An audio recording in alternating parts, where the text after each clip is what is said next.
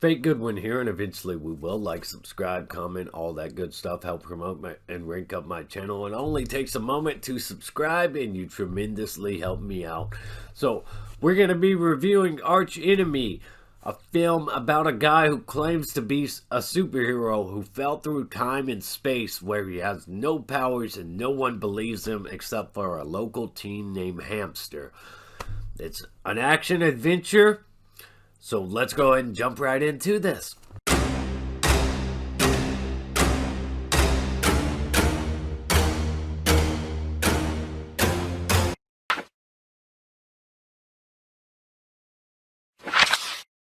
Alright, so the positive on this one, Archenemy is an interesting film that at times feels like a hard-boiled crime drama for the most part, and then other times it feels like it's on a much lighter note.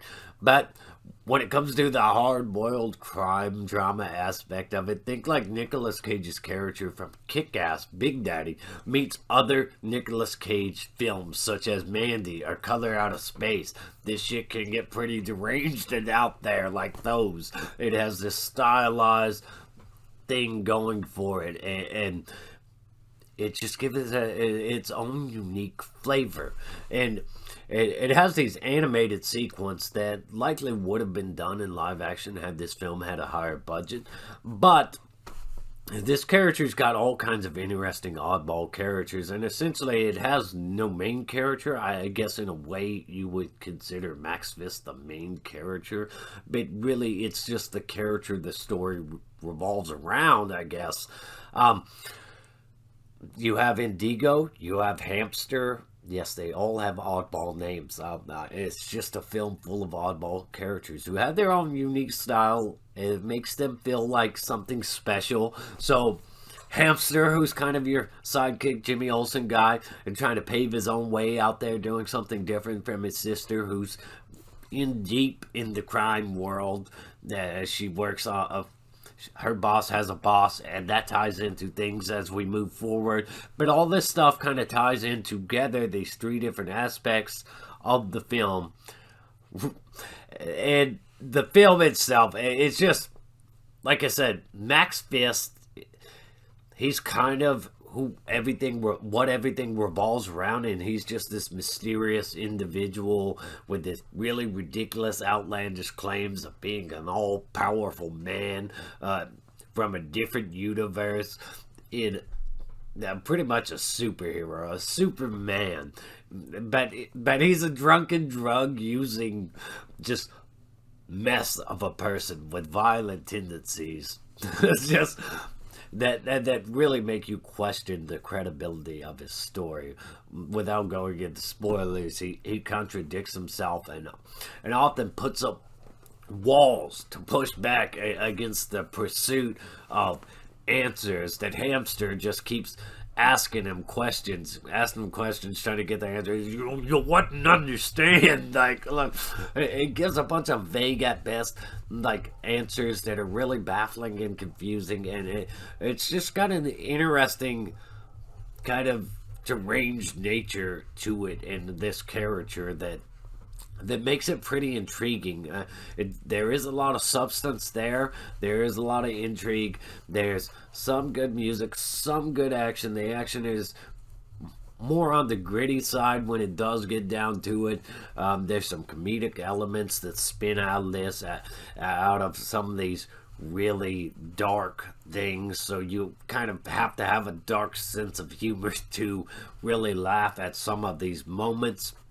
The acting does feel like a bit of a hit or a miss at certain points. Some of these characters have some really strong moments of acting, and then other times. But when it all comes down to it, let's just get to the negative side of things, because overall, I think I pretty much covered the best aspects of this film, whether that's a good thing or a bad thing. Alright, so the negative film reel on this one is that there's no definite lead character, as I pointed out in my positives. Now, the fact that there's no definite lead character is what I think caused the biggest problem for pacing. the film never really settles on a main character. Hamster, Indigo, Max Fist never really hones in on one limb specifically more so than the other.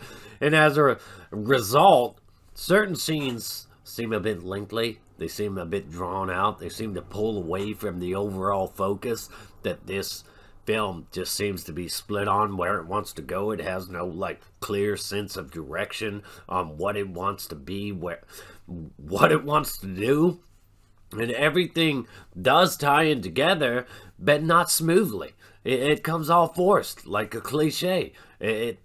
And character decisions, that's the next big one. Characters make baffling decisions repeatedly, sometimes at truly important moments where it just seems like a stretch that they would actually do that. It's like you have certain characters like Indigo, who's obviously got street smarts. I mean, she's made it this far in the crime world. So, but this is mostly a criticism at Hamster. However, a lot of them make repeatedly bad decisions in here that are just baffling.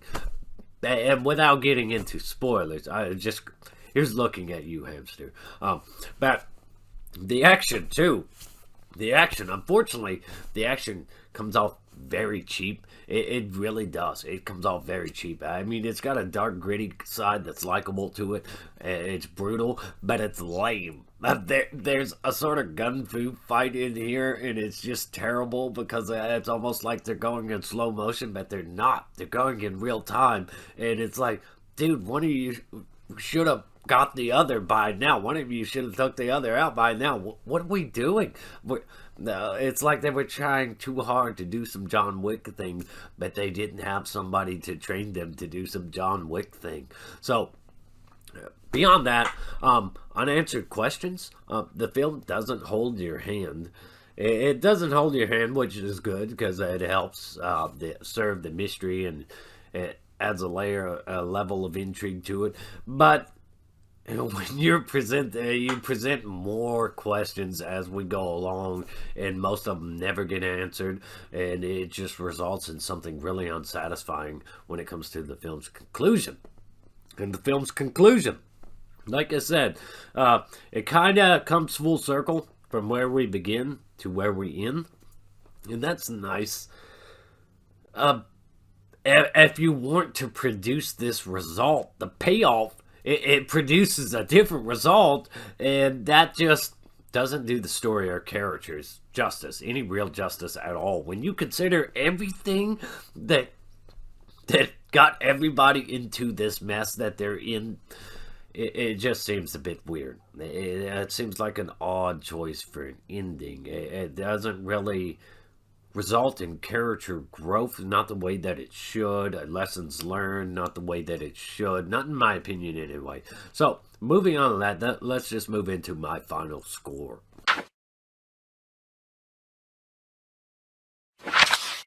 A 5 out of 10, a very middle of the road score. I appreciate everything it tried to do. This character, Max Fist, is very intriguing, interesting. There's a lot of depth and substance. The mystery surrounding the character just draws you in. Everything else, though, is very mundane, very average, and the execution of a lot of this is pretty flawed and not very well done. It does have some comedy working for it. It does have some action working for it. It does have an interesting premise, an interesting character, interesting characters as they seem unique in their own right, but it's just the execution and ultimately the kind of twist in the conclusion doesn't really feel earned or deserved.